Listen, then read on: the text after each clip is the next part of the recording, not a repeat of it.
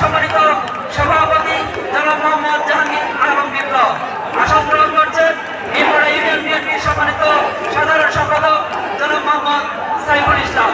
আসন গ্রহণ করেছেন রাজশাহী জেলা মহিলা দলের সম্মানিত সিনিয়র যুগ্ম সম্পাদক ও বাঘা উপজেলার মহিলা দলের সভাপতি জনাব সেলিনা আক্তার শাপলা।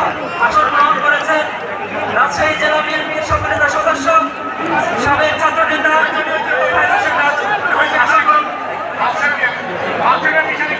আমরা লক্ষ্য করছি রাজশাহী বিএনপির পক্ষ থেকে বিশাল একটি মিছিল প্রিন্সিপাল এবং রাজশাহীর নেতৃত্বে এই আগামী মরুভূমি চৌধুরী মাঠকে এখানে পূর্ণ করে দিয়েছেন এবং সঙ্গে রয়েছেন জনাব রহমান চেয়ারম্যান।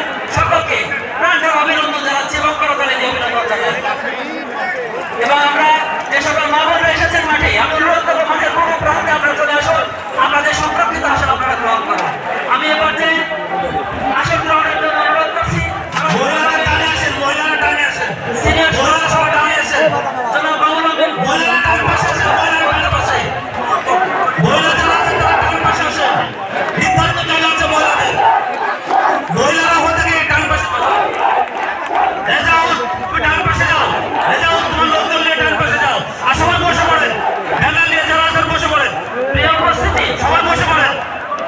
সম্মানিত অতিথিদের আসন গ্রহণ শেষে আমরা পেয়ে যাচ্ছি আমাদের মূল্যবান বক্তব্য শ্রবণে।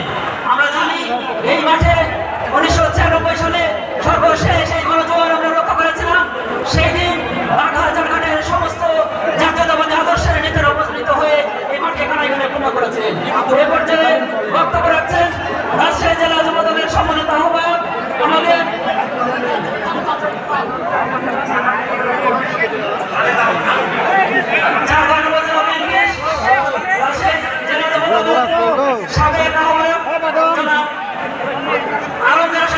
শাসন গ্রহণের জন্য অনুরোধ করছে এবং ভীমপাড়া ইউনিয়নের সম্মানিত চেয়ারম্যান আলহাজ মিজানুর রহমানকে মঞ্চে শাসন গ্রহণের জন্য অনুরোধ রাখছি। সংগ্রামী উপস্থিতি, এই পর্যায়ে আপনাদের সামনে বক্তব্য রাখছেন